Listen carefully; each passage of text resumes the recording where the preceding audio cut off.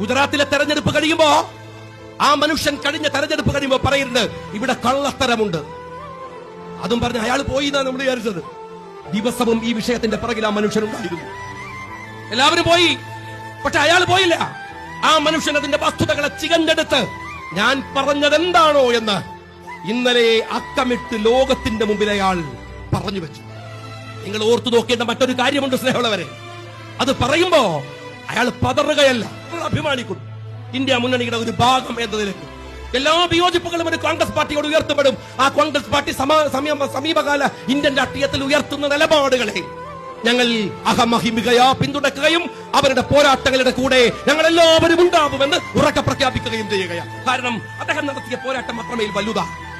രാഷ്ട്രീയത്തിൽ കാണിക്കേണ്ട മര്യാദ ഏത് ശത്രുവിനോടും പെരുമാറുമ്പോൾ ഞാൻ ഭരണാധികാരിയാണെന്ന ബോധ്യമുയർത്തി, ഞാൻ നേതാവാണെന്ന ബോധ്യമുയർത്തി അവരോട് മാന്യമായി പെരുമാറാൻ കഴിയുന്ന രീതിയാണ്.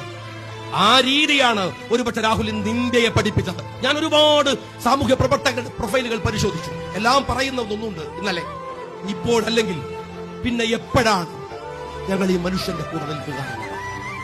നമുക്ക് ഉറപ്പിച്ച് ഞാൻ എല്ലാവരോടും പറയുന്നു, ഈ ജനാധിപത്യ പോരാട്ടങ്ങളുടെ തിളക്കമായി നമുക്ക് ഈ രാജ്യത്ത് നിൽക്കാൻ കഴിയുന്ന ഒരു ആർജവമുണ്ട്. ഫാഷിസ്റ്റുകൾക്കെതിരെ പൊരുതാൻ നമുക്ക് അതിശക്തമായ ഒരു ദേശീയ നേതൃത്വമുണ്ട്.